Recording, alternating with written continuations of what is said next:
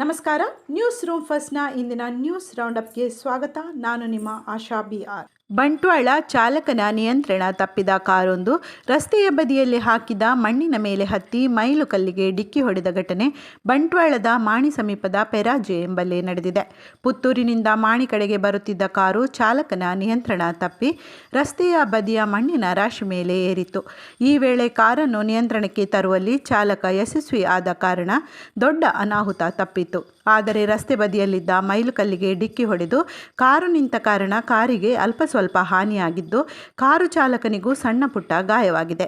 ಈ ದೃಶ್ಯ CCTVಯಲ್ಲಿ ಸೆರೆಯಾಗಿದ್ದು, ಕಾರು ನಿಯಂತ್ರಣ ತಪ್ಪಿದ ದೃಶ್ಯ ಕಂಡುಬಂದಿದೆ. ಕರಾವಳಿಯಲ್ಲಿ ಬೇಸಿಗೆ ಆರಂಭದಲ್ಲಿ ತಾಪಮಾನ ಹೆಚ್ಚಾಗಿದೆ. ಈಗಾಗಲೇ ಬಿಸಿಲು ಸಿಕ್ಕಾಪಟ್ಟೆ ಏರಿಕೆಯಾಗಿದ್ದು, ಈ ನಡುವೆ ಅಲ್ಲಲ್ಲಿ ಆಕಸ್ಮಿಕವಾಗಿ ಬೆಂಕಿ ಬೀಳುತ್ತಿರುವ ಪ್ರಸಂಗಗಳು ಏರಿಕೆಯಾಗಿದೆ.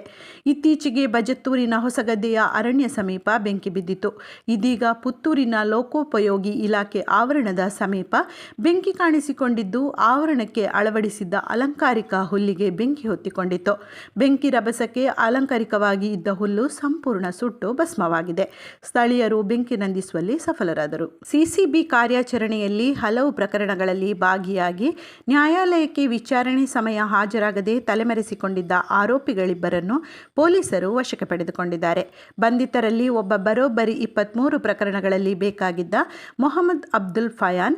ಈತ ಮಂಗಳೂರು ನಗರ ಕಮಿಷನರೇಟ್ ವ್ಯಾಪ್ತಿಯ ಹಾಗೂ ದಕ್ಷಿಣ ಕನ್ನಡ ಜಿಲ್ಲೆಯ ವಿವಿಧ ಪೊಲೀಸ್ ಠಾಣೆಗಳಲ್ಲಿ ದಾಖಲಾದ ವಿವಿಧ ಕಳವು, ಕೊಲೆಯತ್ನ, ಕಾರಾಗೃಹದಲ್ಲಿ ಅಧಿಕಾರಿಗಳ ಕರ್ತವ್ಯಕ್ಕೆ ಅಡ್ಡಿಪಡಿಸಿ ಹಲ್ಲೆ ನಡೆಸಿದ ಪ್ರಕರಣಗಳು ಸೇರಿದಂತೆ ಸುಮಾರು 23 ಪ್ರಕರಣಗಳಲ್ಲಿ ಭಾಗಿಯಾಗಿ ನ್ಯಾಯಾಲಯದಿಂದ ಜಾಮೀನಿನಲ್ಲಿ ಬಿಡುಗಡೆಗೊಂಡ ಬಳಿಕ ನ್ಯಾಯಾಲಯಕ್ಕೆ ವಿಚಾರಣೆ ಸಮಯ ಹಾಜರಾಗದೆ ತಲೆಮರೆಸಿಕೊಂಡಿದ್ದ.